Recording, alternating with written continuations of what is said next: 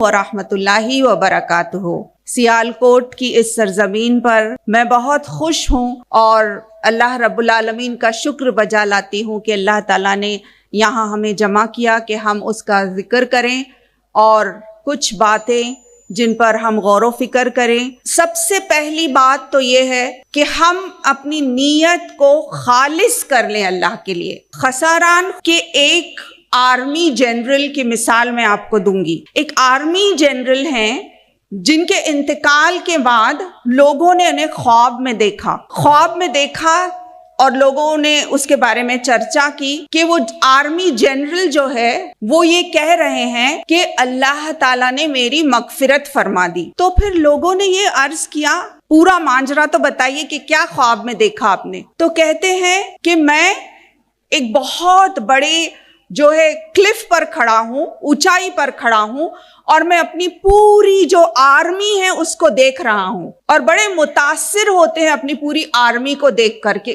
کثیر تعداد میں بہت اچھی قوت یافتہ آرمی کو دیکھ کر یہ سردار جو ہے بڑے خوش ہوتے ہیں اور بہت زیادہ مطمئن ہوتے ہیں اس بات سے کہ سبحان اللہ کتنی قوت یافتہ یہ آرمی ہے میری۔ اسی وقت ایک لہر دوڑتی ہے ان کے ذہن میں اور سوچتے ہیں کہ کاش کہ ایسا ہوتا کہ یہ ساری آرمی کا ہر فرد جو ہے میں نبی کریم صلی اللہ علیہ وسلم کے دور میں ہوتا اور یہ ہر شخص پوری آرمی جو میں اللہ کے رسول کے عوض پیش کرتا اور یہ کہتا کہ ان کو استعمال کیجئے، ہم سب کو اللہ کی راہ میں استعمال کر لیجئے۔ میں نے صرف یہ ایک نیت کی اور اس نیت کی برکت کی بدولت اللہ تعالیٰ نے میری مغفرت عطا فرمائی۔ تو پیاری بہنوں، آئیے ہم بھی اپنی نیتوں کو درست کریں، اللہ تعالیٰ ہماری نیتوں کو خالص کر دے۔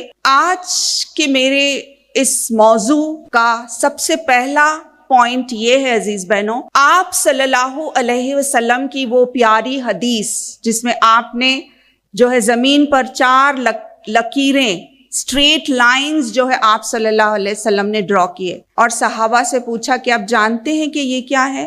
صحابہ نے عرض کیا ہمیشہ کی طرح اللہ اور اللہ کے رسول بہتر جانتے ہیں۔ تو آپ صلی اللہ علیہ وسلم نے فرمایا یہ وہ 4 خواتین ہیں جنہوں نے اپنے ایمان کو کامل کیا۔ مکمل ایمان والی 4 خواتین who have perfected their faith جس کو کہا جائے گا، اور اس کی وجہ سے اللہ نے ان کا مقام جنت الفردوس میں فکس کر دیا۔ ہم جانتے ہیں وہ کون 4 ہیں اور یہ حدیث عام ہے عزیز بہنوں، لیکن آج میں اس بات کا ذکر اس لیے کر رہی ہوں کہ جیسے ہی ہم ان کا ذکر کریں ہم اپنا تجزیہ، اپنا جائزہ لیں ہم کہ اگر میں ان کی جگہ پر ہوتی تو کیا میں ویسی قربانی دیتی؟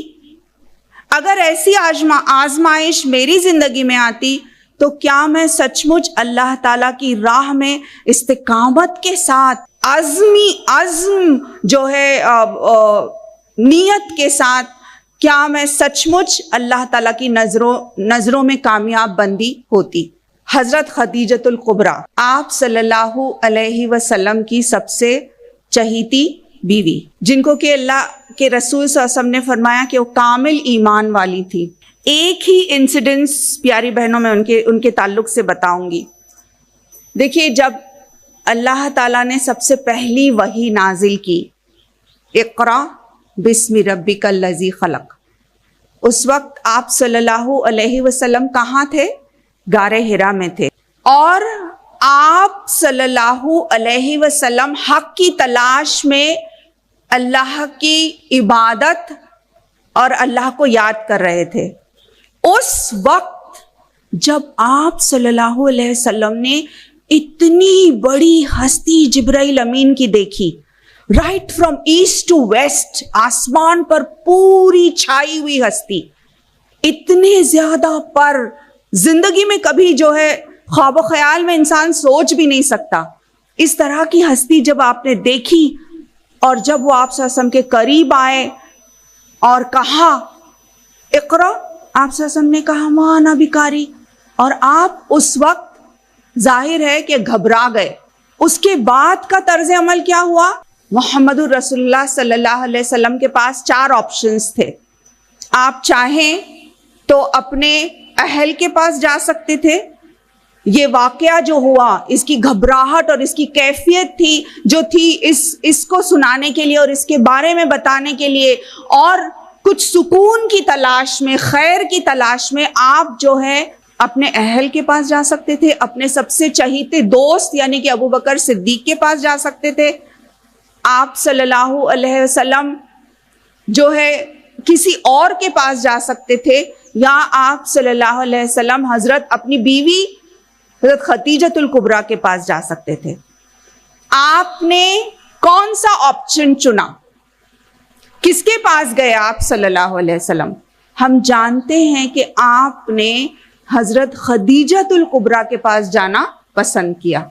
کچھ تو ایسا ہوگا عزیز بہنوں اس خاتون کے اندر جس کی وجہ سے آپ صلی اللہ علیہ وسلم نے یہ مناسب سمجھا کہ آپ ان کے پاس گئے. ہم ایک لمحے کے لیے پاز کرتے ہیں اس حدیث کو اور ہم ریفلیکٹ کرتے ہیں، ہم جائزہ لیتے ہیں اس بات کا کہ اگر آج کی دور کا شوہر جو ہے اس کے پاس کوئی پرابلم پیش آتا ہے، چاہے وہ فائنینشیل پرابلم ہو، کوئی اور پرسنل پرابلم ہو، ایموشنل پرابلم ہو، یا کوئی بزنس پرابلم ہو، کیا وہ سچ مچ اپنی اہلیہ، اپنی بیوی کے پاس آتا ہے؟ اور اگر آتا بھی ہے تو کیا وہ اس قابل ہے؟ کیا اس کا تعلق باللہ، کیا اس کا سینس آف پرپس، کیا وہ اتنی سمارٹ ہے کہ وہ سچ مچ اپنے شوہر کو راہ راست دکھا سکے، ہدایت کا ذریعہ بن سکے؟ عام طور پر ہوتا کیا ہے، اگر فرض کیجئے کہ اتنے دنوں کے لیے اگر شوہر نہیں آ رہا ہے، کسی اور مقصد کے لیے جا رہا ہے، تو سب سے پہلے تو عورتیں جو ہے، بیویاں جو ہے شکایت لے کر بیٹھ جائیں گی کہ اسی لیے میں منع کر رہی تھی غار حرا میں جانے کے لیے، فون کالز نہیں کر رہے، آپ آ رہے نہیں، بچوں کا کیا ہے وہ دیکھ رہے نہیں. شکایتوں پہ شکایتیں ہو سکتی ہے. پھر یہ بھی ہو سکتا ہے کہ بیوی خود جو ہے گھبرا جائے کہ یہ کیا ہو گیا. لیکن یہاں پہ ہم دیکھ رہے ہیں کہ حضرت خدیجہ کا طرز عمل کیا تھا. سب سے پہلے تو یہ وہ خود جو ہے اتنی باشعور تھی، اتنی زیادہ اسٹرانگ تھی مینٹلی، کہ انہوں نے نہ صرف یہ کہ اپنے آپ پر قابو کیا، آپ صلی اللہ علیہ وسلم کو پورا جو ہے کانفیڈنس دیا، اور ان کے الفاظ جو انہوں نے کہے جو کہ آپ صلی اللہ علیہ وسلم کے لیے مرہم ثابت ہوئے، یہ الفاظ میری پیاری بہنوں سنہری الفاظ میں لکھے جانا چاہیے. اور اگر رشتہ میاں اور بیوی کا ایسا مضبوط ہو جیسے کہ آپ صلی اللہ علیہ وسلم کا ان کے ساتھ تھا، تب انشاءاللہ تعالی بہت ہی صالح اور کامیاب نسلیں جو ہے پروان چڑھ سکتی ہیں. اگر میاں اور بیوی کا رشتہ مضبوط ہو، اگر اس کی بنیاد جو ہے ایمان اور تقوی کی ہو، تو انشاءاللہ ہنہ لباس لکم وانتم لباس لہن کی بہترین مثال جو ہے وہ قائم ہو سکتے ہیں. آپ نے کہا محمد رسول اللہ صلی اللہ علیہ وسلم سے کہ بے شک آپ یتیموں، مسکینوں، بیواؤں اور غریبوں کی مدد کرتے ہیں، آپ پڑوسیوں کا حق ادا کرتے ہیں، آپ اپنے اہل کے ساتھ بہت حسن سلوک کرتے ہیں، آپ دوست احباب رشتہ دار کے ساتھ بہت ہی حسین طریقے سے پیش آتے ہیں، آپ سبوں کا حق ادا کرتے ہیں. اللہ تعالیٰ آپ کو ہرگز رائیگاں نہیں جانے دے گا. اور یہ بہترین الفاظ حضرت خدیجۃ الکبریٰ کے لیے مرہم، محمد الرسول اللہ صلی اللہ علیہ وسلم کے لیے مرہم ثابت ہوتے ہیں. اور اس کے بعد ہم دیکھتے ہیں تاریخ، ہسٹری جو ہے وہ پوری چینج ہو جاتی ہے اور آپ صلی اللہ علیہ وسلم کو نبوت مل جاتی ہے. اس کے بعد کی ساری ہسٹری جو ہے بالکل علیحدہ ہے. تو پیاری بہنوں، حضرت خدیجۃ الکبریٰ ایسے وقت پہ زبردست امپاورڈ مسلمہ تھیں جبکہ فیمیل انفینٹیسائڈ، کیا کہیں گے، بچیوں کو زندہ دفن کیا جاتا تھا اس وقت. وہ دور ایسا تھا جبکہ جیسے لڑکی پیدا ہوئی تو جیسے کہ مانا کہ منحوس اور نحوست ہے، نعوذ باللہ. اور ایسے دور میں جبکہ لڑکیوں کو زندہ دفنایا جاتا تھا، ایسے دور میں آپ اتنی زیادہ امپاورڈ ہیں. نہ صرف یہ کہ آپ بہترین مثال ہیں ایک بزنس ویمن کی، ایک بہترین انٹرپرینیور تھی وہ، اور سب سے زیادہ مال دولت اور روپیہ اپنا جتنا بھی تھا آپ نے صرف کیا آپ صلی اللہ علیہ وسلم کے لیے، اللہ کی راہ میں دے دیا. آپ صلی اللہ علیہ وسلم کو خود جب اپنی ذات پر بھروسہ نہیں تھا، حضرت خدیجۃ الکبریٰ کو ان پر بھروسہ تھا. اور ہم دیکھتے ہیں کہ اسلام کے فروٹس، اسلام جب پھلا پھولا اور اتنا زیادہ جو ہے اسلام کا پرچم بلند بھی نہیں ہوا تھا کہ آپ اس دنیا سے چل بسی، تو حضرت خدیجۃ الکبریٰ نے اسلام کے فروٹس بھی نہیں دیکھے، بلکہ ایسے وقت پر ہی ان کی زندگی کا خاتمہ ہوا جبکہ مصیبتوں اور بہت سارے کیلیمٹیز کا دور جو ہے اب چل ہی رہا تھا. تو عزیز بہنوں، ہمارے لیے بہترین مثال ہے حضرت خدیجۃ الکبریٰ. پھر دوسری جس کی مثال آپ صلی اللہ علیہ وسلم نے دی کہ پرفیکٹڈ ہر فیتھ، جنہوں نے ایمان کو کامل کیا، کامل ایمان تک پہنچی ہے، وہ ہے مریم علیہ السلام. ان کے بارے میں قرآن پاک میں نہ صرف ان کا نام آیا ہے بلکہ ایک پوری سورہ ان کے نام سے موجود ہے. اور یہی نہیں، اللہ رب العالمین نے ان کی عبادت، ان کی دعا جو یہ بار بار کرتی تھی، تعلق باللہ ان کا اس قدر اللہ تعالیٰ کو پسند آیا کہ اللہ تعالیٰ نے ان کو یہ شرف دیا کہ قرآن میں کسی اور کو اپنی والدہ کے نام سے نہیں بلایا جاتا سوائے عیسیٰ ابن مریم. تو یہ شرف جو ہے، یہ اعزاز جو ہے ان کو حاصل ہے، یہ اس لیے ہے کہ اللہ رب العالمین ان سے راضی ہو گیا. سورہ آل عمران چیپٹر نمبر 3 ورس نمبر 42 میں اللہ تعالیٰ فرماتے ہیں کہ سب سے بہترین عورت جس کو قرار دیا گیا ہے، ان اللہ اصطفاکی وطہرکی واصطفاکی علی نساء العالمین، کہ تمام عالمین جو ہے ان میں بہترین عورت وہ ہے مریم علیہ السلام. تو عام طور پر لوگ کہتے ہیں نا کہ مس یونیورس اور مس ورلڈ اور miss so and so. Miss universe of the glorious Quran اگر کسی کو قرار دیا جائے گا تو وہ ہے مریم علیہ السلام، مس یونیورس آف دا قرآن.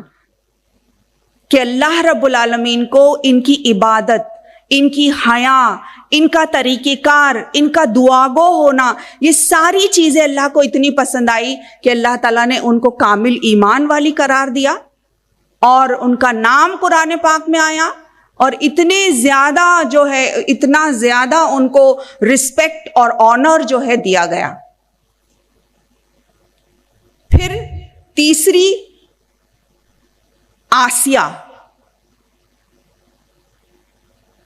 آسیہ کون؟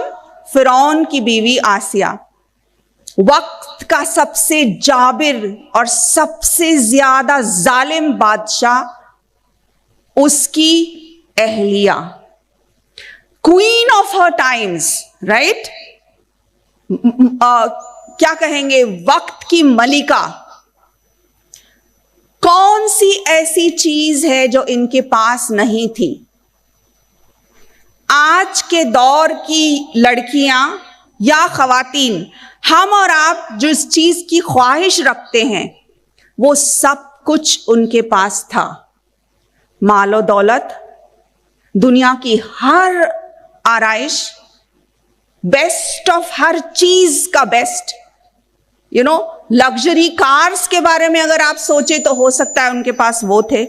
لگژری برانڈز، لگژری پرفیومز، ہر چیز جس کے بارے میں سوچا جا سکتا ہے وہ سب کچھ آسیہ کے پاس تھا. لیکن کون سی چیز تھی جس کو انہوں نے ترجیح دی؟ کیا وہ تھا جس کی وجہ سے انہوں نے ان سب چیزوں کو قربان کر دیا؟ آپ جانتی تھی کہ جیسے ہی میں یہ کہوں گی کہ اللہ ہے رب الخالق جس نے مجھے اور آپ کو پیدا کیا، فرعون کیا کرنے والا ہے؟ میرے ساتھ بدترین سلوک کرنے والا ہے.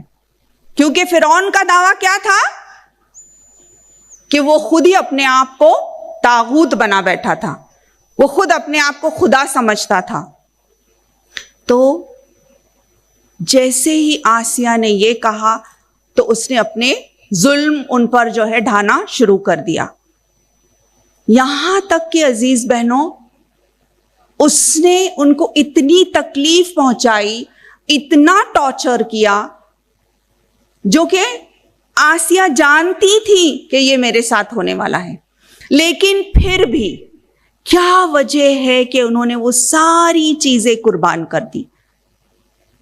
وہ صرف اور صرف توحید ہے، وہ صرف اور صرف تعلق باللہ ہے، اللہ تعالی کی خلاقی کا اعلان کرنا.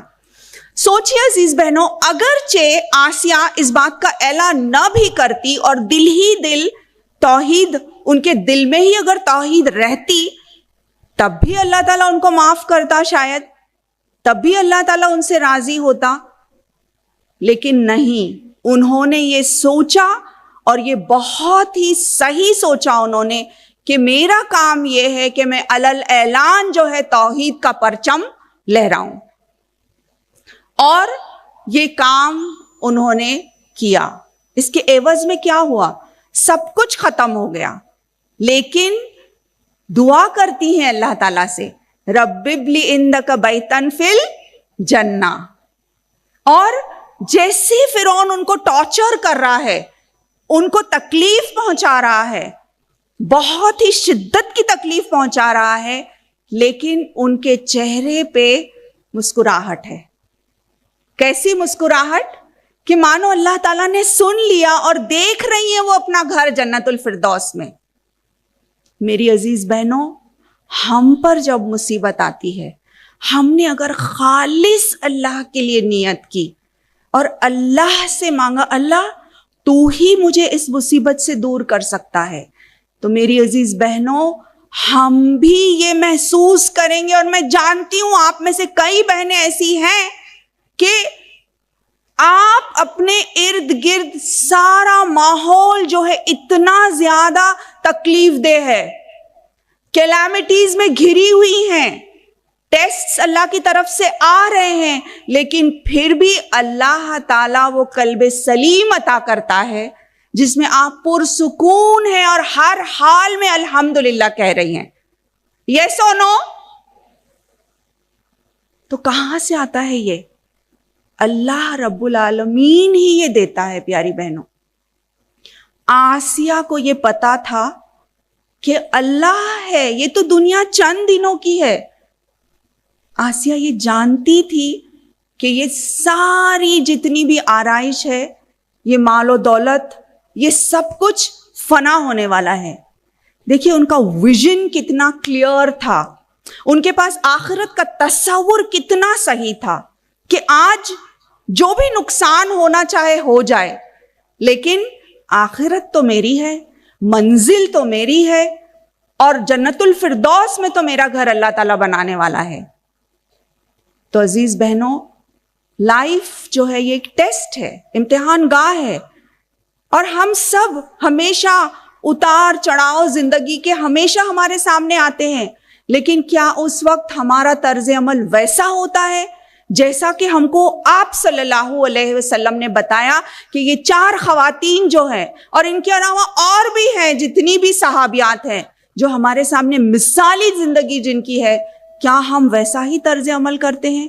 اور اگر ہم نے ویسا کیا تو ان بٹوین دا کیلامیٹیز، دنیا کی تمام جو ہے مشکلات میں رہنے کے باوجود ہمارے چہرے پہ مسکراہٹ ہوگی، ہمارے دلوں میں سکون ہوگا، اور ہمارے ایمان سے ہمارے دماغ اور ہمارے دل اور ہماری روح جو ہے منور ہوگی.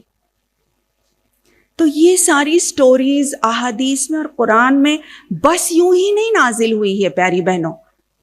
اگر ہم اس کو بس یوں ہی پڑھ رہے ہیں ایصال ثواب کی نیت سے، ثواب تو مل جائے گا، لیکن جب تک ہمارے اندر وہ تغیر پیدا نہیں ہوتا، جب تک ہمارے اندر وہ تحریک پیدا نہیں ہوتی، ہمارا پڑھنا جو ہے پھر وہ کوئی مقصد والا نہیں ہوگا۔ چوتھی، آپ صلی اللہ علیہ وسلم کی پیاری بیٹی حضرت فاطمہ رضی اللہ تعالیٰ عنہ۔ حضرت فاطمہ کے بارے میں ایکسیپشنلی دیکھیے ہم کچھ نہیں جانتے، لیکن آپ کے بارے میں سب سے زیادہ جو ہے بیسٹ پوائنٹ جو ہے وہ یہ ہے کہ آپ leader of the woman of جنہ، سردار ہیں جنت کی عورتوں کی سردار، جس کو نبی کریم صلی اللہ علیہ وسلم نے قرار دیا۔ سوچنا چاہیے نا کہ کیا وجہ ہے کہ جنت کی سردار، کون سا ایسا بڑا کارنامہ انہوں نے انجام دیا۔ ایک حدیث میں آپ کے سامنے رکھوں گی، حضرت فاطمہ کے ہاتھ جو ہے چکی پیستے ہوئے اور گھر کے سارے کام کرتے ہوئے بہت زیادہ ان کو تکلیف ہوتی ہے۔ جب حضرت علی یہ دیکھتے ہیں تو کہتے ہیں کہ کیوں نہ ہم جائیں آپ کے ابا جان کے پاس اور ایک عرض کریں، درخواست کریں کہ ایک غلام آپ کے لیے دے دیں۔ آپ صلی اللہ علیہ وسلم کے پاس جاتے ہیں، آپ وہاں موجود نہیں ہوتے تو پھر آ جاتے ہیں میسج رکھ کے۔ عشاء کے بعد آپ صلی اللہ علیہ وسلم کو جب پتہ چلتا ہے کہ حضرت فاطمہ الزہرا اور حضرت علی آئے تھے تو ان کے گھر جو ہے تشریف لے جاتے ہیں۔ اپنے چشم تصور سے اپنے آپ کو ان کے حجرے میں لے جائیے عزیز بہنوں، اور اندازہ لگائیے اس قربت کا جو باپ کو اپنی بیٹی سے ہے، وہ محبت، وہ شفقت، وہ رحم آپ صلی اللہ علیہ وسلم کا۔ داخل ہوتے ہیں تو حضرت علی اور حضرت فاطمہ دونوں سونے کی تیاری کر رہے ہیں، بس لیٹے ہی ہیں۔ جیسے ہی دیکھتے ہیں آپ صلی اللہ علیہ وسلم تو اٹھ کر بیٹھتے ہیں، کہتے ہیں کہ نہیں ویسے ہی بیٹھے رہیں آپ۔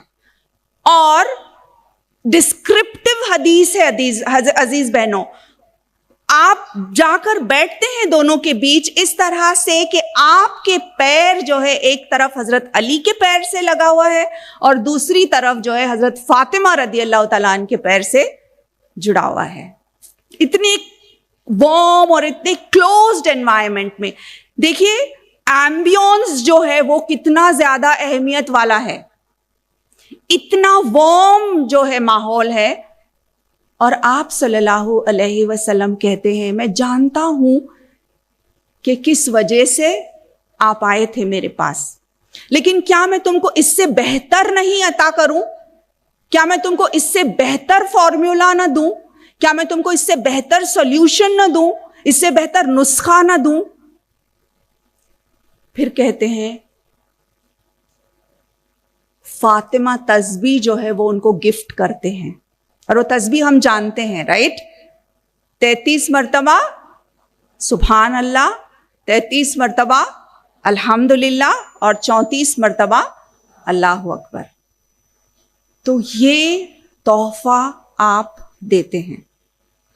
پوائنٹ آف ریفلیکشن پیاری بہنوں، آپ صلی اللہ علیہ وسلم اگر چاہتے تو اشارہ کرتے اور آسمان سے فرشتے اترتے ہیں نا حضرت فاطمہ الزہرا کی مدد کے لیے۔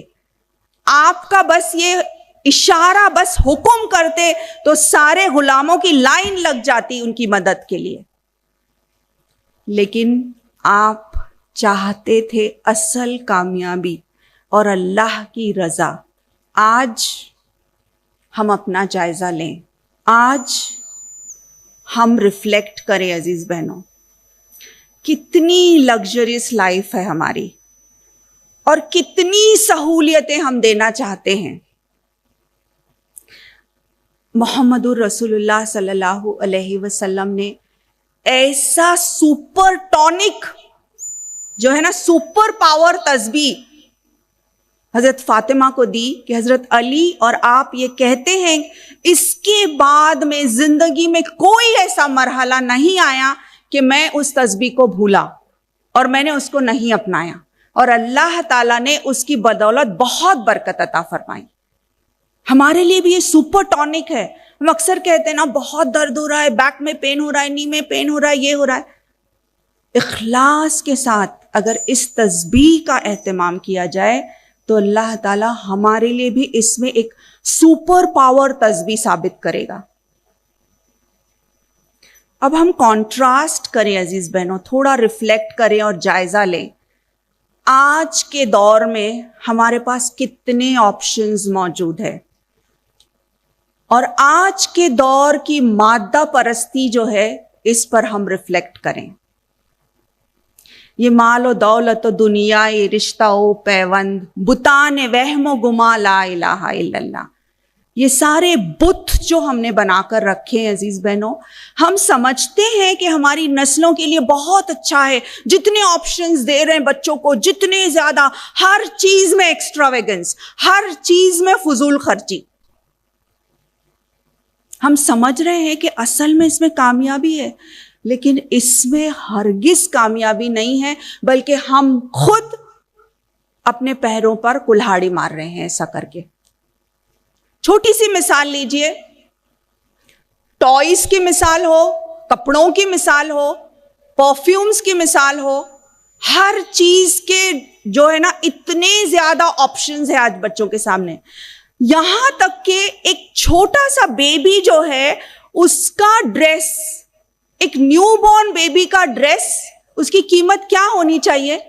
3-4-5 ہزار روپے کی, 2,000-3,000 روپے کی قیمت. ایک چھوٹا, اس میں کپڑا ہی کتنا ہے پہلی بات, لیکن کیا برانڈڈ ہے, وہ برانڈ کا پیسہ ہم دے رہے ہیں.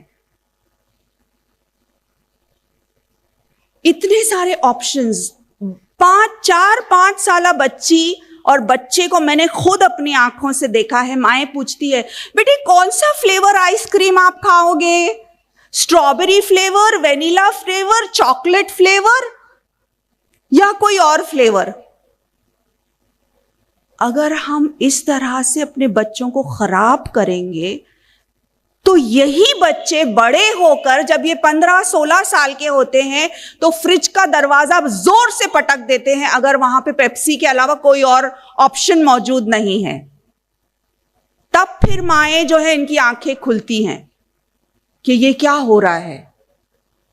لیکن اتنے آپشنز دیا کس نے؟ تو میری عزیز بہنوں, یہ سوچنے کا مقام ہے. میں اگینسٹ نہیں ہوں, ہمارے گھر چاہے بڑے ہوں, ہمارے پاس جائیداد ہو, یہ سب چیزوں کے تعلق سے اسلام جو ہے خلاف نہیں ہے اس کے. لیکن یہ ہے کہ بچوں کی تربیت کا معاملہ جب آتا ہے تو ہم کو بہت زیادہ سوچ کر جوڈیشیسلی جو ہے ہر قدم اٹھانا ہے تاکہ بچے جو ہیں ہمارے کنٹرول میں رہیں. سائیکالوجسٹ اور کاؤنسلرز کا بھی یہی کہنا ہے کہ بچے اگر 10 چیزیں مانگتے ہیں مہینے میں تو ان کو آپ صرف 5 چیزیں دو, کیونکہ آپ 10 کے 10 ان کو دیں گے تو ظاہر ہے کہ ان کو چیزوں کی قدر نہیں ہوگی. اللہ رب العالمین قرآن پاک میں چیپٹر نمبر 9 ورس نمبر 24 میں اللہ تعالیٰ فرماتے ہیں, سورہ توبہ کی آیت ہے, قُلْ إِنْ كَانَ آبَاؤُكُمْ وَأَبْنَاؤُكُمْ وَإِخْوَانُكُمْ وَأَزْوَاجُكُمْ وَعَشِيرَتُكُمْ وَأَمْوَالٌ اقْتَرَفْتُمُوهَا وَتِجَارَةٌ تَخْشَوْنَ كَسَادَهَا وَمَسَاكِنُ تَرْضَوْنَهَا أَحَبَّ إِلَيْكُمْ مِنَ اللَّهِ وَرَسُولِهِ وَجِهَادٍ فِي سَبِيلِهِ فَتَرَبَّصُوا حَتَّى يَأْتِيَ اللَّهُ بِأَمْرِهِ وَاللَّهُ لَا يَهْدِي الْقَوْمَ الْفَاسِقِينَ.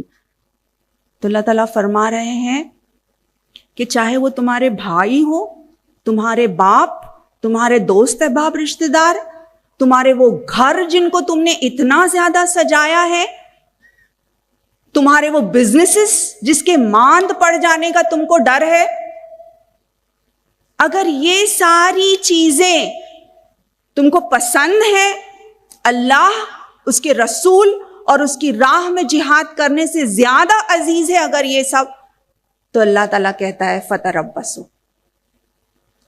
انتظار کرو. انتظار کرو کس چیز کا؟ کہ اللہ اپنا ڈیسیشن لے آئے گا پھر تم پر, اور اللہ فاسق لوگوں کی مدد نہیں کرتا، ان کو ہدایت نہیں دیتا۔ تو پیاری بہنوں، اگر ہم اپنا جائزہ لیں کہ ہم کو کون سی چیز سب سے زیادہ عزیز ہے، اللہ کی راہ میں کچھ کر گزرنا، اللہ سے محبت، اللہ کے نبی سے محبت، اور اللہ کی راہ میں کچھ کرنے سے محبت۔ اور میں نے کہا نا علامہ اقبال کا یہ شعر کہ یہ مال و دولت و دنیا، یہ رشتہ و پیوند، بتانے وہم و گما لا الہ الا اللہ، کہ یہ سارے جو بت ہیں، ہم کہتے تو ہیں لا الہ الا اللہ، اللہ صرف ایک ہے اور محمد الرسول اللہ اس کے نبی اور اس کے رسول ہیں، لیکن اصل معنوں میں دلوں کے اندر کس کو ہم نے بت بنا کے بٹھایا ہے۔ اور ایک بہت اہم بات میری پیاری بہنوں، جس چیز کو آپ سب سے زیادہ چاہتے ہیں، یہ بات لکھ لیں میری طرف سے، کہ جس چیز سے آپ نے سب سے زیادہ محبت کی، آپ اسی کے غلام ہو جائیں گے۔ جس چیز سے آپ نے سب سے زیادہ محبت کی، وہ آپ کا ماسٹر بن جاتا ہے۔ مال و دولت سے محبت تو کیا ہو جائے گا؟ وہی بت ہے، اسی کے پیچھے بھاگ دوڑ ہے، اسی کے لیے بھاگ رہے ہیں۔ بچوں سے بے حد محبت، یہاں تک کہ اللہ تعالیٰ کے قانون سے کمپرومائز، تو وہ بچے ہی حاوی ہو جائیں گے اور بچوں سے ڈرنے لگیں گے۔ پھر آپ ماسٹری جو ہے بچوں کی ہوگی، پھر غلط صحیح جو کچھ بھی۔ کسی انسان کے پیچھے آپ اتنی محبت کر رہے کہ اللہ تعالیٰ کے قانون کو آپ نے ختم کر دیا اس کی محبت میں، تو کون ماسٹر بنے گا؟ وہی شخص جس کو آپ نے اپنا سب کچھ دے دیا، اور ہم کیا بنیں گے؟ اس کے غلام۔ کیا ہم یہ پسند کرتے ہیں کہ ہم کسی اور کی غلامی کریں؟ کیا ہم کسی کی بھی غلامی پسند کرتے ہیں؟ نہیں، سوائے کس کے؟ سوائے اللہ تعالیٰ کے۔ اللہ کی وہ واحد ذات ہے جس کی غلامی کے اندر بہت آزادی ہے۔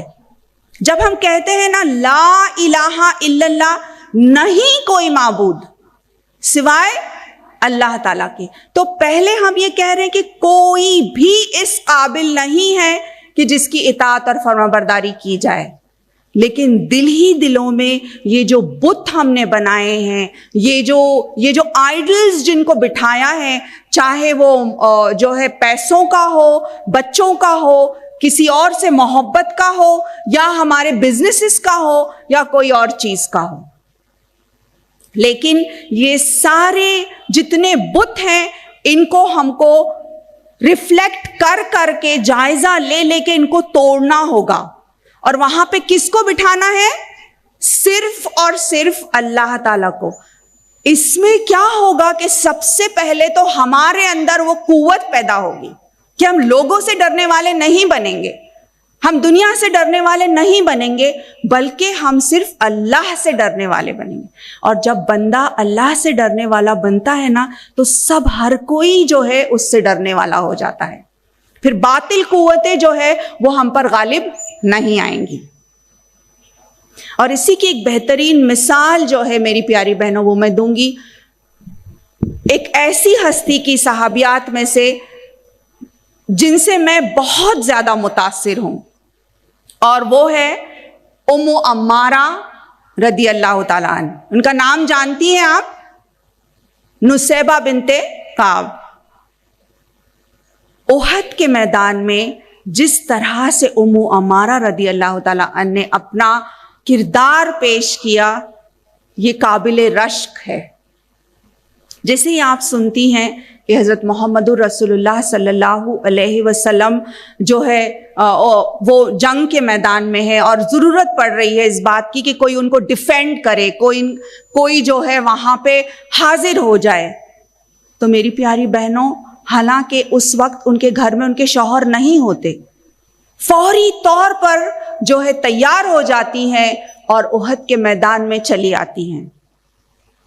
اور بالکل آپ صلی اللہ علیہ وسلم کے سامنے، ان کے آگے، ان کے دائیں، ان کے بائیں، عمر رضی اللہ تعالیٰ عنہ کی یہ حدیث ہے جس میں بعد میں عمر رضی اللہ تعالیٰ عنہ نے اس حدیث میں بیان کیا ہے کہ آپ صلی اللہ علیہ وسلم کے الفاظ کیا تھے ام عمارہ کے بارے میں۔ آپ صلی اللہ علیہ وسلم نے جب دیکھا، میں دیکھتا ہوں کہ میرے دائیں طرف تو میں نے دیکھا ام عمارہ، جب میں اپنے بائیں طرف دیکھ رہا ہوں میں دیکھ رہا ہوں ام عمارہ، میں جب آگے دیکھتا ہوں تو ام عمارہ، میں جب پیچھے دیکھ رہا ہوں۔ غرض یہ کہ سارے میدان میں وہ چھائی ہوئی ہیں، پرزور طریقے سے جو ہے آپ صلی اللہ علیہ وسلم کی حفاظت کر رہی ہیں۔ تو نبی کریم صلی اللہ علیہ وسلم کو یہ ادا آپ کی بہت پسند آتی ہے اور آپ کے لیے دعا کرتے ہیں کہ اللہ تمہارے اس عمل کو قبول کرے۔ پیاری بہنوں، دیکھیے ان کا بزنس سینس، نصیبہ بنت کعب کا بزنس سینس دیکھیے، کتنی سمارٹ ہے وہ۔ یہ نہیں کہتی کہ بڑی خوش نہیں ہوتی کہ الحمدللہ اللہ کے نبی نے میرے لیے دعا کر لی تو میں الحمدللہ، بلکہ اتنی سمارٹ ہے وہ کہ کہتی ہیں کہ اللہ کے رسول صلی اللہ علیہ وسلم یہ دعا کیجئے کہ اللہ تعالی میرے اس عمل کو قبول کرے اور آپ کے گھر کے نزدیک میرا گھر بنائے جنت الفردوس میں، میرے لیے اور میرے گھر والوں کے لیے۔ اور آپ صلی اللہ علیہ وسلم ان کے لیے دعا کرتے ہیں اور اس کے بعد اب کہتی ہیں اب چاہے جو ہو جائے، کیونکہ آپ صلی اللہ علیہ وسلم نے اب دعا کی میرے لیے، تو جو بھی ہو مجھے منظور ہے۔ اور ان کا بیٹا سامنے زخمی ہو کر پڑا ہے، کہتی ہے اٹھو عبداللہ اور اللہ کی راہ میں لڑو جس طرح سے اللہ نے کہا ہے۔ ام عمارہ کے بارے میں آج ہم اس لیے ذکر کر رہے ہیں کیونکہ ان کا کردار، اور ایسا نہیں تھا کہ ان کے جسم پہ کوئی زخم نہیں آیا، کئی زخم ان کے جسم پر تھے، لیکن پھر بھی آپ نے بہادری اور شجاعت کے ساتھ جو ہے بڑے ہی ہمت افزائی کے ساتھ جنگ احد میں حصہ لیا۔ تو میری عزیز بہنوں، یہ صرف چند جھلکیاں ہیں، اسلامی تاریخ میں بہت سی ایسی ہستیاں موجود ہیں جن سے ہم ریلیٹ کر سکتے ہیں۔ کم سے کم ایک کو ہم اپنا رول ماڈل بنائیں، کم سے کم ایک سے ہم سبق سیکھیں تاکہ ہماری زندگیاں بھی ویسی ہی روشن ہو جائیں جیسے کہ ان کی زندگیاں روشن ہو چکی تھی۔ آخر میں میری پیاری بہنوں، میں کچھ نکات آپ کے لیے چھوڑوں گی ان انسیڈنسز کو لے کر جو ہم نے جن کا تذکیہ کیا، اسی سے ہم چند سبق جو ہے وہ حاصل کریں۔ سب سے پہلا نقطہ یہ کہ اللہ تعالیٰ سے گہرا تعلق، ہمارا کنیکشن جو ہے وہ اللہ تعالیٰ سے بہت سٹرونگ ہو، اور یہ کنیکشن سٹرونگ کرنے کے لیے ہماری نمازیں، ہمارے عبادات، سب کچھ میں ہم کو جان ڈالنا ہے، اخلاص ڈالنا ہے۔ دیکھیے، اگر فرض کیجئے کہ ہم اپنا فون چارج کرتے ہیں، اگر ہم نے رات میں چارجنگ کے لیے رکھ دیا، صبح جب ہم اٹھے فون لینے گئے تو پتا چلا او مائی گاڈ لوز کانٹیکٹ تھا، چارج ہوا ہی نہیں، تو کیسی فیلنگ آتی ہے؟ ظاہر ہے ابھی جانا ہے باہر، فون لے کر جانا ہے، تو بڑے افسوس کی فیلنگ، یا اللہ میں نے پراپر پلگ ان نہیں کیا تھا یا بٹن آن نہیں کیا تھا تو چارج ہی نہیں ہوا ہے فون۔ سوچئے کل قیامت کے روز ہمارا کتنا افسوس ہوگا ہم کو اس بات پر کہ ہم نے نمازیں تو پڑھی، روزے بھی رکھے، ساری عبادات کی، لیکن ہمارا کنیکشن جو ہے اللہ تعالیٰ سے وہ سٹرونگ نہیں تھا، وہ مضبوط نہیں تھا۔ اس لیے ہم اللہ تعالیٰ سے وہ بات چیت نہیں کر سکے، اسی لیے وہ خشوع پیدا نہیں ہوئی ہماری نماز میں۔ جب قرآن ہم پڑھ رہے ہیں تو جیسے مانو اللہ تعالیٰ ہم سے بات کر رہا ہو، ہم جب دعا کر رہے ہیں، ہم جب نماز پڑھ رہے ہیں تو ہم اللہ تعالیٰ سے بات کر رہے ہیں۔ تو ہمارا یہ ریلیشن شپ جو ہے اللہ تعالیٰ سے، جو بانڈنگ ہے پیاری بہنوں، اس کو ہم کو بہت مضبوط بنانا ہے۔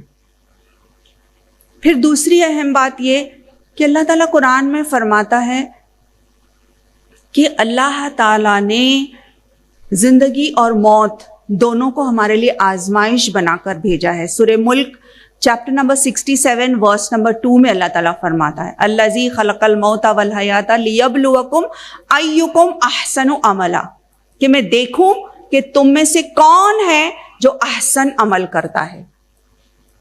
تو اللہ رب العالمین نے ہماری زندگی کو ایک آزمائش بنایا. اب ہمارے لیے یہ ہے کہ ہم اس میں بڑھ چڑھ کر جو ہے اللہ کے آگے ثابت کریں کہ اللہ تعالیٰ میں کامیاب بندوں میں شامل ہونا چاہتی ہوں. اور جہاں تک ہمارے بچے، ہمارے خاندان، ہماری فیملی ہے پیاری بہنوں، اس کو بھی اللہ تعالیٰ نے ٹیسٹ بنایا. دیکھیے بچوں کے تعلق سے قرآن میں بہت سارے تھیمز ہے، 3-4 تھیمز جو ہے وہ بہت بیسک ہیں جس کو اللہ تعالیٰ نے بتایا ہے.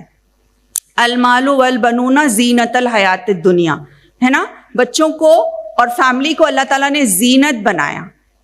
لیکن ساتھ ہی ساتھ اللہ تعالیٰ یہ بھی کہتا ہے کہ فتنہ بھی ہے، یہ مال اور یہ بچے جو ہے ہمارے لیے فتنہ ثابت ہو سکتے ہیں. اسی طرح سے اللہ تعالیٰ یہ بھی کہتا ہے قرآن میں کہ قیامت کے دن ایسا ہوگا کہ یہی مائیں جو اپنے بچوں کو اتنا چاہتی ہیں یہ بالکل دور بھاگیں گی، دور بھاگے گی ان سے کہ اللہ تعالیٰ ان کو قربان کر دو اور میری نجات کر دو. چیپٹر نمبر 70 میں اللہ تعالیٰ فرماتے ہیں کہ اس طرح کا منظر ہوگا کہ مائیں اور جتنے بھی والدین ہیں وہ یہ کہیں گے کہ اللہ تعالیٰ بس ان کو لے لو، ان کو قربان کر دو اور ہماری جو ہے ہمارے لیے سلامتی کا ذریعہ بنا دو. تو اعوذ باللہ پیاری بہنوں، اللہ نہ کرے کہ ایسا وقت آئے، کیونکہ دنیا اور دنیا کی زندگی یہ ساری چیزیں جو ہے یہ اللہ کے نزدیک صرف ایک آزمائش ہے. تو کیا ہم یہ سمجھ رہے ہیں کہ یہ ہمارے لیے آزمائش ہے؟ اور کیا ہم سچ مچ اس طرح کا طرز عمل کر رہے ہیں ہر لمحہ یہ سوچ کر کہ کیا رب میرا راضی ہو رہا ہے اس سے؟ پھر تیسری اہم بات یہ ہے عزیز بہنوں کہ دعا جو ہے ایک ایسا ہتھیار ہے جس کا امت مسلمہ نے بھرپور استعمال نہیں کیا ہے. دعا کو ہم انڈر ایسٹیمیٹ کرتے ہیں، جبکہ دعا ایسی چیز ہے کہ ایک بہت ہی زیادہ پرزور ہتھیار ہے ہمارے پاس، جس کا اگر ہم نے صحیح استعمال کیا تو ہماری دعائیں اللہ تعالیٰ قبول کرتا ہے. اور کون سا وقت ہے جس وقت دعا سب سے زیادہ قبولیت کی گھڑی ہوتی ہے؟ تہجد کا وقت. تو اس کا اہتمام بھی ہم کریں. رات کے ایسے لمحات میں جبکہ اللہ تعالیٰ ہم سے کہتا ہے کہ ہے کوئی جو اٹھے اور میری بارگاہ میں جو بھی مانگنا ہے مانگے، لیکن پیاری بہنوں اس وقت جو ہے ہم اپنی نیند میں اور اپنی جو ہے مصروفیات میں بزی رہتے ہیں. فرض کیجئے کہ آپ کو ایک اعلان کر دیا جائے کہ کل صبح تہجد کے وقت، صبح کتنے بجے تہجد کا وقت ہوتا ہے؟ تقریباً 4 بجے نا، یہاں پہ سمجھیے 40 منٹس پہلے 4:40 کو فجر ہے، تو 3:45 یا 4 بجے آپ کے دروازے پر ایک دستک ہوگی اور آپ کو حلال منی، حلال رزق آپ کو دیا جائے گا. جو بھی دروازے کی دستک پر دروازہ کھولے گا اس کو جو ہے $10,000 دیے جائیں گے. تو آپ کا کیا طرز عمل ہوگا؟ حلال منی ہے، اللہ کی طرف سے ہے، ہم تیاری کریں گے نا اس بات کی کہ فوری طور پر جلدی سو جائیں، الارم سیٹ کریں گے، جتنے بھی جو ہے پروویژنز ہیں وہ ہم کر لیں گے تاکہ ہم یہ اپرچونٹی جو ہے اس کو مس نہ کریں. تو پیاری بہنوں، اللہ تعالیٰ جو رحمت، جو برکت اور جو اللہ کا جو کرم ہے وہ ہم پر نازل کرتا ہے، کیا وہ $10,000 سے زیادہ نہیں ہے؟ اور پھر آپ کے لیے تو دروازہ کھلا ہے، ہمارے لیے تو دروازہ کھلا ہے اللہ تعالیٰ کا کہ ہم جو بھی مانگے اللہ تعالیٰ وہ دیتا ہے. شرط یہ کہ وہ ہمارے لیے اچھا ہو، وہ حلال ہو، وہ خیر ہو اس میں، تو اللہ تعالیٰ اس کو ضرور دے گا ہم کو. تو جب ہم اٹھیں تو ہم اللہ سے مانگے. دیکھیے آپ کو اور مجھے آج اللہ تعالیٰ نے خیر عافیت سے رکھا، اس کے لیے آپ کتنی رقم ادا کر سکتے ہیں؟ کیا ٹیگ، کتنی قیمت آپ ادا کریں گے کہ آپ کے بچے اور میرے بچے کو آج کینسر نہیں ہوا ہے؟ الحمدللہ. کتنا ہم کیا ٹیگ کریں گے اس بات کو، کتنی رقم ہم ادا کریں گے اس بات کے لیے کہ الحمدللہ آج آتے وقت ہمارا ایکسیڈنٹ نہیں ہوا اور ہماری فیملی خیر عافیت سے ہے. تو یہ اللہ کا کرم ہی تو ہے. تو $10,000 کے ساتھ ہمارا دماغ چمکنے لگتا ہے، لیکن عافیت، اللہ کی رحمت، اس کی برکت، اس کی ہدایت. ایک معصوم سا بچہ اگر وہ نماز اپنے طور پہ پڑھ رہا ہے تو وہ ماں کتنی خوش ہوتی ہے. وہ ہدایت اس کو کس نے دی؟ اللہ رب العالمین ہی نے دی. تو عزیز بہنوں، تہجد کا وقت جو ہے بہترین وقت ہے جس کا کہ ہم استعمال کریں، اللہ سے دعا کریں، پلاننگ ایسی کریں کہ ہم برابر تہجد کے لیے اٹھنے کی پوری کوشش کریں. اللہ رب العالمین ہم سے ہمارے اوقات کے بارے میں بھی پوچھنے والا ہے. ہم نے ہماری زندگیاں کہاں گزاری، ہماری جوانی کیسے صرف کی؟ یہ سوال، اس کا جواب جب تک ہم نہیں دیتے اللہ تعالیٰ کے آگے سے ہم ہٹ نہیں سکتے. پیاری بہنوں، تو میں اپنی بات کا اختتام جو ہے خاص طور پہ میری نوجوان بہنوں سے کروں گی، کیونکہ آپ جو ہیں پیاری بہنوں، آپ اس قوم کا سرمایہ ہیں. You are the future leaders of this امہ. اور آپ کا کیا ویژن ہے، آپ کا کیا مشن ہے، آپ کیا کرنا چاہتی ہیں امت مسلمہ کے لیے؟ اور علامہ اقبال کے الفاظ میں بہت خوب کہا انہوں نے کہ کبھی اے نوجوان مسلم تدبر بھی کیا تو نے، وہ کیا گردوں تھا تو جس کا ہے ایک ٹوٹا ہوا تارا. تجھے اس قوم نے پالا کہ آغوش محبت میں کچل ڈالا تھا جس نے تاجے سرے داراں. تجھے آبا سے اپنی کوئی نسبت ہو نہیں سکتی، تجھے آبا سے اپنی کوئی نسبت ہو نہیں سکتی کہ تو گفتار وہ کردار، تو ثابت وہ سیارہ.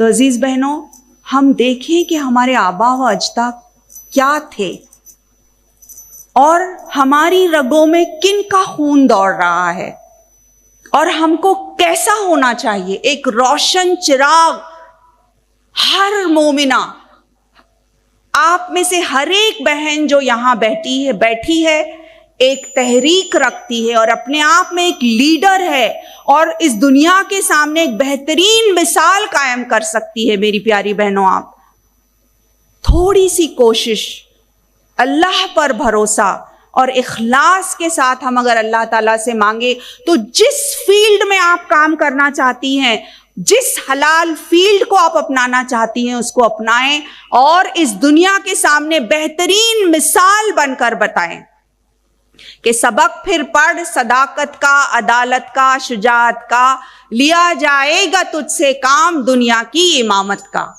وَقُولُوا قَوْلِي هَٰذَا إِنَّهُ وَاسْتَغْفِرُوا اللَّهَ لِي وَلَكُمْ إِنَّهُ غَفُورٌ رَحِيمٌ. جزاکم اللہ خیر. السلام علیکم ورحمۃ اللہ وبرکاتہ. میرا نام ہائکہ ہے، میں نیو مسلم ہوں. ماشاءاللہ. اور میری سب سے بڑی کنفیوزنگ یہ ہے کہ ہم اسلامی کلچر کو پڑھتے ہیں قرآن حدیث میں، لیکن اس کے عملی نتائج نظر نہیں آتے.